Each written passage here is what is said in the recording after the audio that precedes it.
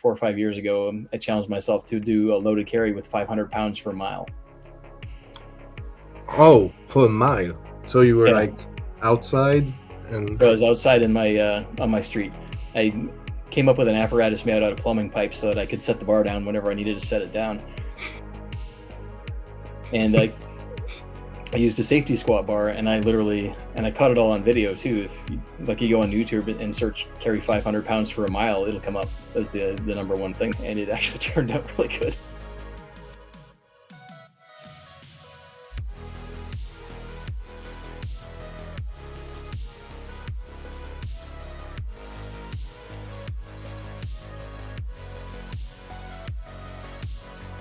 that's a good transition to the next question I had for you.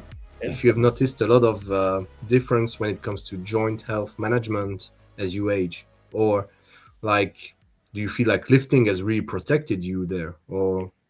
Yeah, 100%. Yeah. And I can do like a deep pistol squat right down until I'm almost on the floor. I can sit on the floor and come up on one leg and no problem on my knees. Wow. And, that's after, 35 years of training.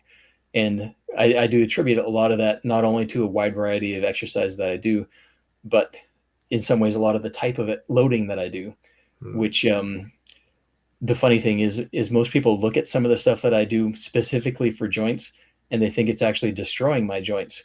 Whereas the opposite is true. It's actually protecting my joints, strengthening my joints, and forcing circulation through the joints. And that is, I do a lot of heavy loaded carry work, and I do a lot of heavy supports.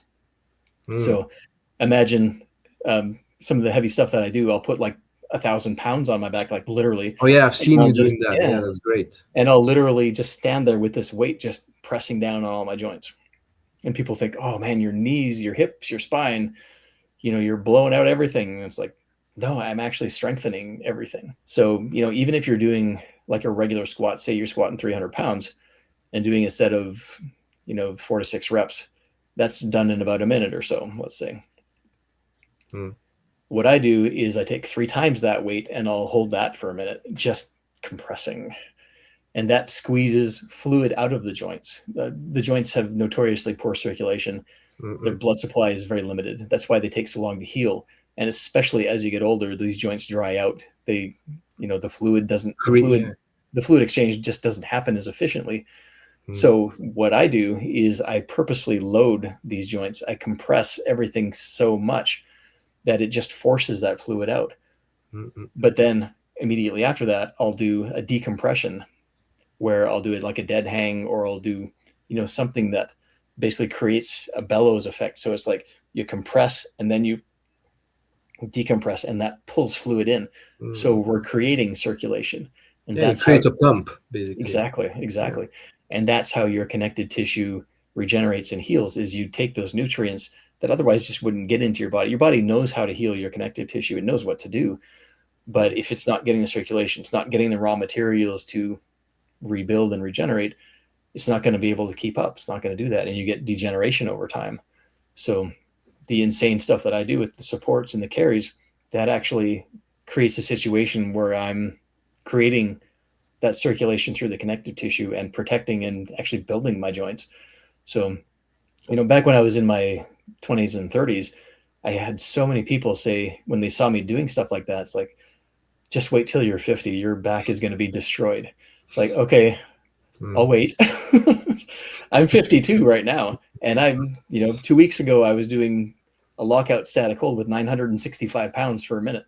And I just stood there and I'm going to be posting that in a couple of days. It's like, yeah, I literally have like 1,000 pounds on my back, and I'll just, at age 52, it's like, because I've been doing this for so many years, I've got the stabilizing muscles developed. I've got the connective tissue trained. It's like, I can do that and not go to the hospital after.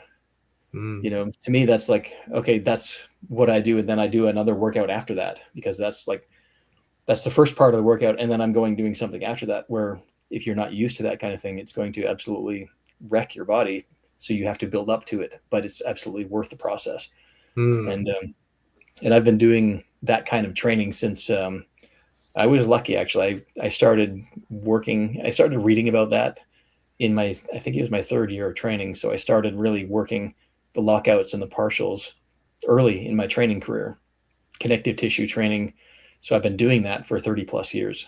So I've had time for my body over decades to acclimate to it.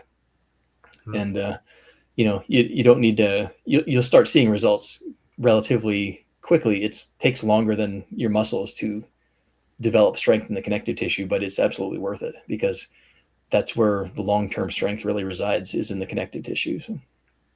I can definitely get it. The example you use here is much more weight, but again, back to the breathing squat, when you have a lot of weight on your back, there is something about that kind of stimulus that you feel is really pushing your body. You just feel that it's systemic. It becomes, it's systemic is the word. Yeah, obviously, yeah. And I actually, what we were talking about earlier before was, the Zen aspect of it too. When I'm doing these heavy supports and heavy carries, your mind gets so laser focused. It literally, you enter like a trance-like state, I call it loaded meditation, essentially. When I've got, when you've got that much weight on your back, it's all of a sudden your focus just, instead of, noticing anything else, it's like laser beam right there. All you're focusing on is your next breath. And it becomes a very Zen-like situation. That's a great transition, actually, to my next question, because now we were talking a lot about fitness. But now I'm interested about maybe if there is something outside of fitness that influences your fitness framework. It could be a form of spirituality or philosophy, because like I said before we started recording, in my case, for instance, I think that Zen is kind of influencing the way I train positively. I was wondering about you on this. Basically, yeah. I mean, for me, training is kind of a mental outlet as well. So it's like when if I do take like a week off, I get kind of antsy about it, where I was like, okay, almost, I hesitate to say depressive, but it is kind of like it's almost like a self-medicating kind of thing, where it's like, I don't have clinical depression or anything like that. I'm not trying to compare, that to like actual clinical depression, but basically from a mental state, it does help kind of clear your head when you push yourself physically. So when you don't train, you don't kind of understand that connection as well. But when you kind of develop that connection, and like I said, that's why these, even like a punch clock workout is so important, because it keeps that mental and physical connection going. So yeah, that's essentially the biggest thing for me too, is just like that mental, I wouldn't necessarily equate spiritual with it. I mean, there's nothing wrong with it in that respect too, but for me, it's more like a mental to physical connection, where it's like, I do notice the difference if I don't get a chance to train. Like even if I'm on vacation, I've been on cruises, we're like, okay, it's like, I'm going to go to the ship gym and just pop out a quick workout. I'm not going to do anything crazy. I'm not going to try to set any PRs or anything like that, but I just need to go do something. Or, I've done hotel room workouts where like, okay, we're driving cross country. The hotel doesn't have much of a gym at all. But so I'll do some, some push-ups in the hotel room with my feet up on the bed, or I'll just kick up and do some handstand push-ups against the door or something, or do some pull-ups on the rock wall, a ledge or something like that. And, I'll just do stuff along the way just to kind of keep that connection and keep the body active and moving. So it's like, I think that's a huge part of the benefit of training, and the reason why it's good to do something that you enjoy with it. Whether it's weight training or some sort of cardio, hiking, whatever it is. I think it's very important to do at least something, and something that you enjoy and you want to go back to and keep doing. So in a way, you could say maybe that training itself is like your philosophy of life. Yeah. In a way.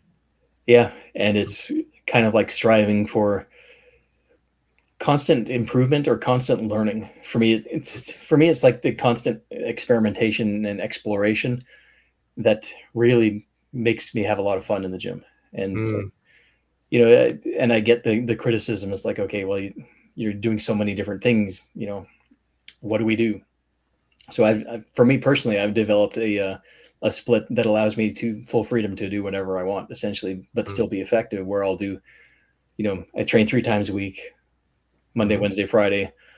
I'll do upper body push, upper body pull. I'll do a squat or hinge, and 1 or 2 maybe small muscle groups. On Wednesdays, I'll do like a loaded carry. I'll do heavy support, stuff like that. And then Friday, it's more like strength oriented, lower rep, that kind of thing, strength. So it gives me the opportunity to do all these things and explore all these different things.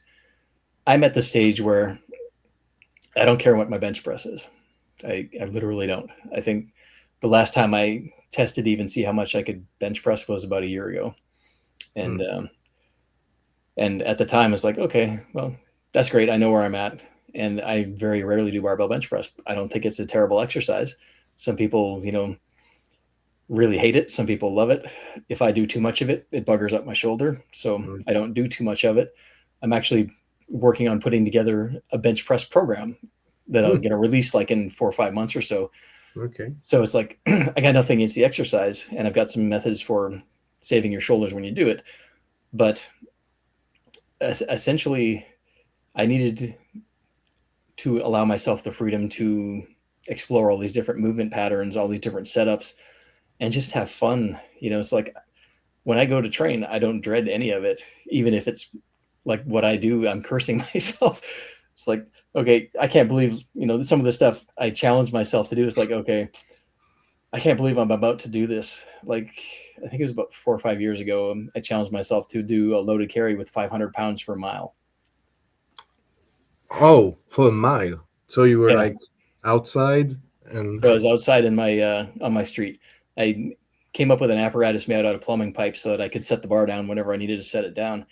And I used a safety squat bar, and I caught it all on video too. If you go on YouTube and search carry 500 pounds for a mile, it'll come up as the number one thing there. I think recently you did something similar, but you were holding a cup, something like that, right? Yep. Right? Yeah. Yep. Yeah, but this was like a safety squat bar with 500 pounds on it, and I was walking up and down my street. And it took me 3 hours to do it, but I carried 500 pounds for a mile. And I literally was like, I would walk about 20, 30 yards, set the thing down, take my camera, set it up another 500, 30 yards down the street, go back, go forward. So I literally caught the whole thing on video, doing it myself the whole way.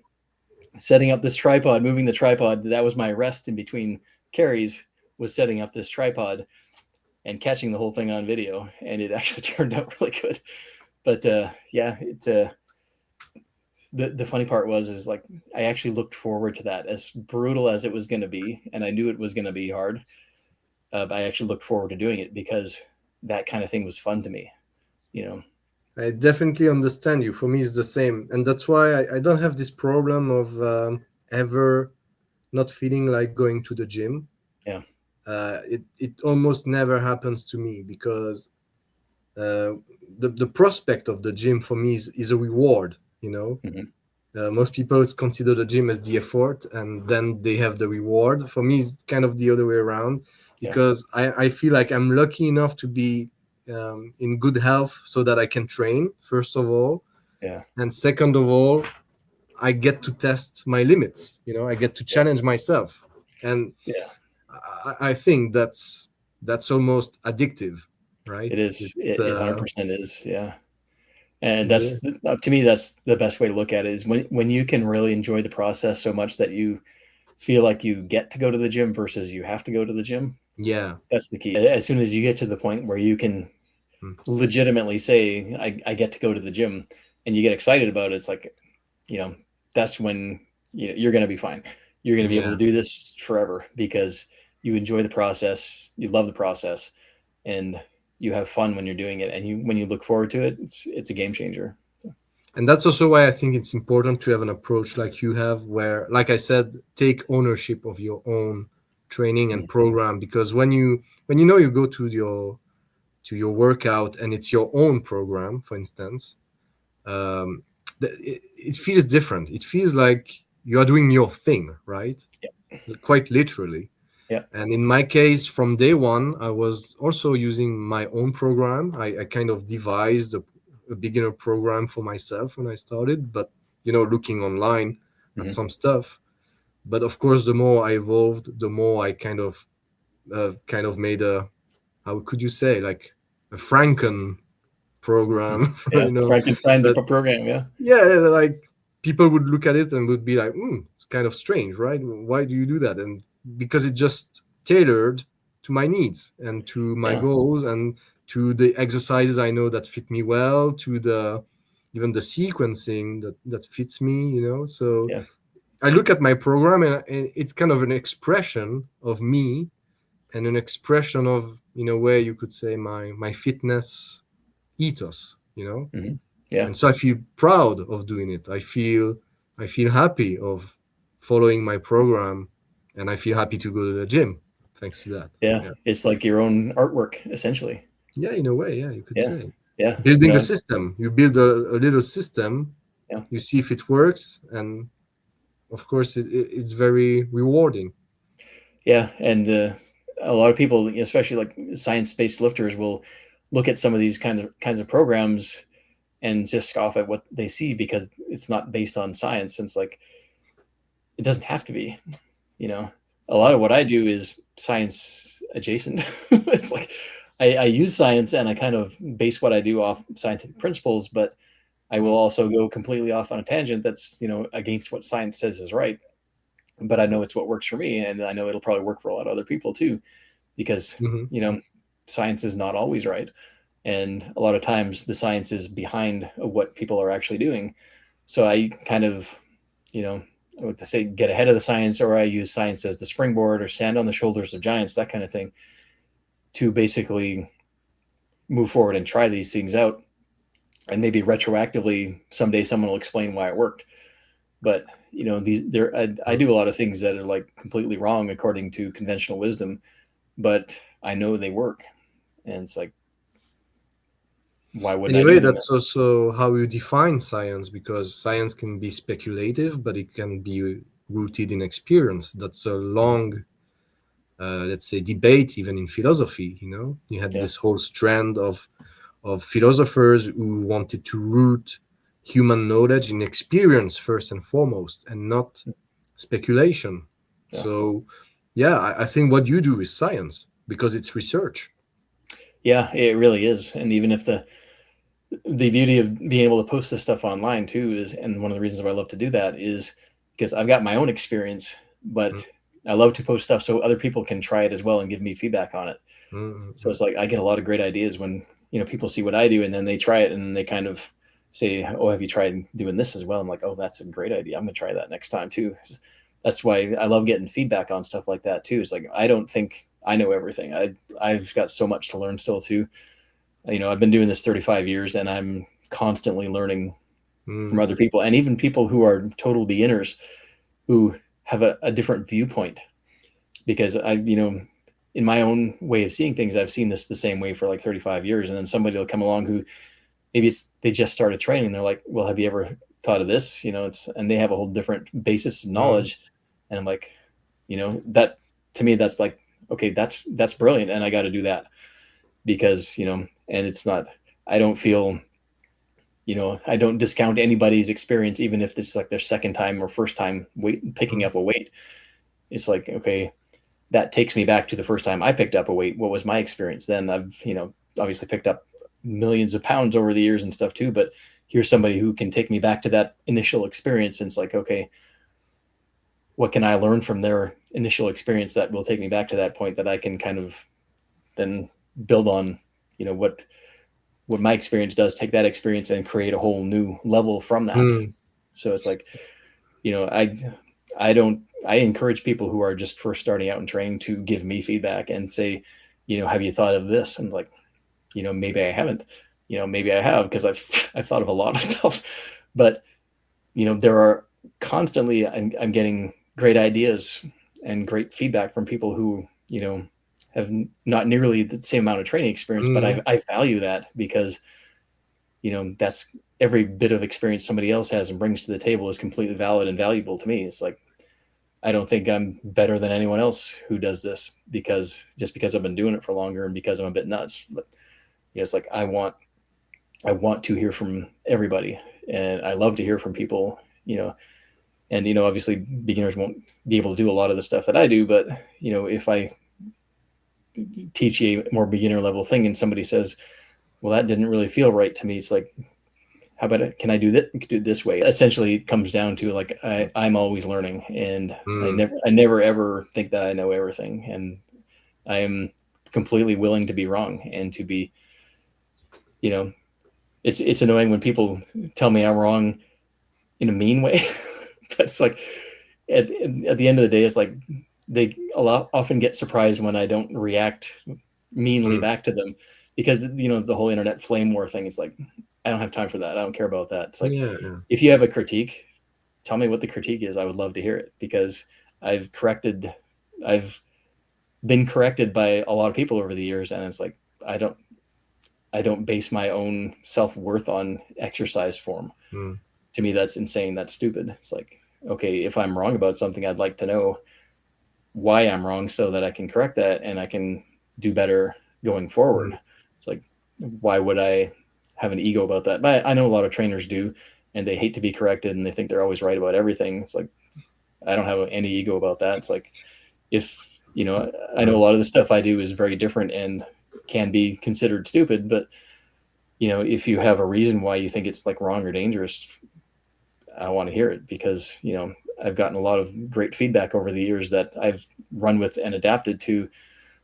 Like, for an example, one of the things that I used to do when I first started training was when I was doing stiff-legged deadlifts, I would elevate my toes up on like a weight plate to, because I would feel more stretch. And then I got feedback from somebody who was an exercise physiologist. He said, no, basically what's happening, you're not getting more stretch in the hamstrings. You're just stretching the, what do you call it? The sciatic nerve. So you get the impression that you're stretching the hamstrings, but you're just stretching the nerve. So, I looked into that a little more and like, you know what, you're absolutely right. And he was expecting me to come back hard at him and argue with him. And I'm like, that makes sense. So I don't do that anymore, because it made sense to me. And the explanation was, when I looked into the mechanics of it, it's like, yeah, no, that makes sense. And that's correct. And I haven't done that since. And that was, like 20 years ago. It's like, but I'm not going to, come at somebody because they, a lot of people, when they do come at me insultingly and I don't do that back to them, they actually end up being very apologetic. It's really kind of funny, because they're expecting the battle. It's the internet thing, right? We expect some battle. So. Yeah. So they come at me like they're, guns blazing. And I'm like, I actually think about what they said, and I just totally let the other stuff just like bing, bing, bing. It just bounces right off. I don't care about the drama aspect of it. I'm like, I'm just going to drill down to what you're actually saying here. And if it's valid, then I'll take it into consideration for sure. And I will adjust my whole viewpoint based on if I think, that viewpoint is valid or not. And if it is, I'm like, okay, yeah, you're right. And all the things you mentioned here, they make me think of two things, again, from philosophy. One from Zen, and it's called Cultivating the Beginner's Mind. And what you say about beginners, I would say it's universal, because the beginner can connect you back to simplicity, which is something that can be quite valuable when you are very advanced, sometimes, to get back to the beauty of simplicity. Because simplicity usually is can be the pinnacle of, let's say, maybe not complexity, but elegance, efficiency. So that's one thing. And also there's a quote from Spinoza that was used by another philosopher called Deleuze. And Spinoza was just kind of having this thought about the body, the human body. And he was saying, we don't even know what the human body is capable of. And it was a kind of, thing that was in his mind. And when you think about training and working out, it just really appears to me like a great source of wonder. You can spend your life learning about your body, your own body, that you believe you own and that you believe you know. And you can keep discovering things about how it functions, how it reacts to some stimulus, Yeah. and it can be like a lifelong uh, wonder journey of wonder, basically. Yeah, so that's Yeah. what it inspires me, all the things you said now. But to finish with this podcast, because I see the time is running, we have I think only maybe 10 minutes left. um, we talked about your past, we talked about your present, kind of. Would like to talk about the future to finish. I was wondering, after such a long lifting journey as yours, you probably had different physiques. You already mentioned that once you were a bit more fat on Okay. the first year of training and stuff like that. So you've probably tested it all, seen it all. And I was wondering, what's your big thing coming to you now? What are you excited about? What are you trying to progress towards? Let's say, what are you trying to accomplish in your training? At this point right now, in the near future, my primary goal is basically just to keep exploring movement and to keep exploring Mm, different setups. In terms of developing strength, I've pretty much accomplished a lot of what I wanted to. mm, So, for example, when I turned 50, I deadlifted 600 pounds. So basically, I know the kind of training it would take to get back to some of those strength levels. And I'm just not interested in doing that kind of training at the moment. That may mm. change in the future, but right now, I'm just more focused on just exploring movement and exploring different setups. And yeah, there's a lot still that I have left to experiment with. I've got some real doozies cooking up, to be honest. But one of the things I would definitely be interested in doing at some point, I might do this, is try and work on developing my own line of training equipment. That would be Mm, kind of fun to do, because right now, okay. pretty much all I do is stuff on other people's equipment. I've come up with some stuff that I made out of plumbing pipe, because Mm. that's a good way to experiment with concepts. So I've got some interesting prototypes that to make into actual pieces of equipment would be pretty cool to see. Wow, yeah, cool. Yeah. Well, So I will be following you and check on you about that. I would be curious what you come up with. yeah, I've got some good ones, and some of the plumbing pipe stuff that I put together. As soon as I use it, I'm like, Uh, wow, that needs to make that. I need to make that into actual equipment and stuff. So Maybe books? Are you working on a book right now? I'm working on a new fat loss program right now. Actually, it's what I used over the past year or two. This it's really cool actually, because the concept is very different. Um, it's kind of like a short term, long term fat loss program. It's what allows me to stay really lean, but still maintain a lot of strength and muscle mass at the same time for long periods of time. So it's Mm. like a week long diet, but you repeat that week long diet cycle over and over again. So Mm. you can Like a use mini cut. essentially, yeah. So it's Mm. I call it the approach that I've called it's called a starting Monday diet, where basically Mm. you are every Monday you kind of start over again. Mm. So it's Okay. like a 1 week structure where you're dieting more strictly during the weekdays, and then you're more free on the weekends, which is when most people blow it anyways. Mm. So if you kind of make that your structure, you're not blowing it. You're purposefully, Mm. eating more freely on the weekends. So you don't have the same level of mental stress going on. Like when people are on a strict diet and they blow it accidentally, that's when the mental stress kicks in, and that's when they throw it. They're like, oh, Talking about your yeah. books, are you still selling the bundle about like all of your ebooks? Mm-hmm. I'm selling the all the exercise ones as one bundle, and I am selling Mm. all my books over the years that I've written, 20 plus, whatever it is, as a package deal as well. So yeah, I keep that going for sure. So I bought it like recently. yeah. I don't know if it's still the same price. I bought it for like $19, I Hmm. believe, something like Yeah, that. I've It's actually kept still, it at that price. Yeah, because I wanted to get that information out as it's many people amazing. as possible. Yeah.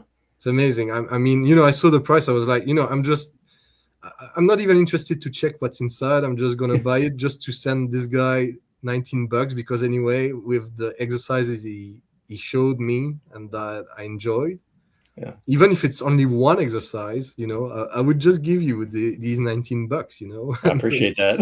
I yeah, appreciate that. yeah, Yeah, no, I try to, deliver value as much as I can, it's because that's amazing. It's That's what crazy. I want when I'm, looking at this stuff. Is like, I just want the good stuff. I don't want all the fluff. I don't want the reaction to the reaction to the reaction and the gossipy stuff. And just give me I something I just can use. figured it's almost like a library, like an encyclopedia of interesting exercise that I may use or may not use, but one day or another, I know that at least one exercise in there is going to click with me.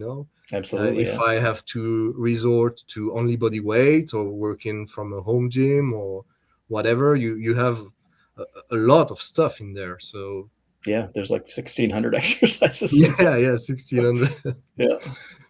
Yeah, that's crazy. So I just bought it like almost like on the spot. I was like, yeah, it's just obvious. The value is obvious. So for the people who watch this video, I would advise you, because obviously there's someone in there for you. Oh yeah, there's something in there for you, for everybody. Anyway, Nick, I see the time is running, and I think I'm gonna run out of StreamYard credit, or however it's called. Yeah. So I guess we can warp it up here. I hope it was useful for the viewers. I hope you enjoyed it, Nick. Definitely. I tried my best to ask you interesting questions that I didn't. Oh yeah, no, this was a blast. This was fun. Yeah, I appreciate it. Thank you very much. Yeah. I hope to see you again on a video like that.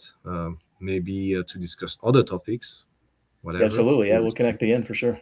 For sure. And so where can people find you? My main website is madscientistofmuscle.com. And that's where I post a lot of crazy stuff on there.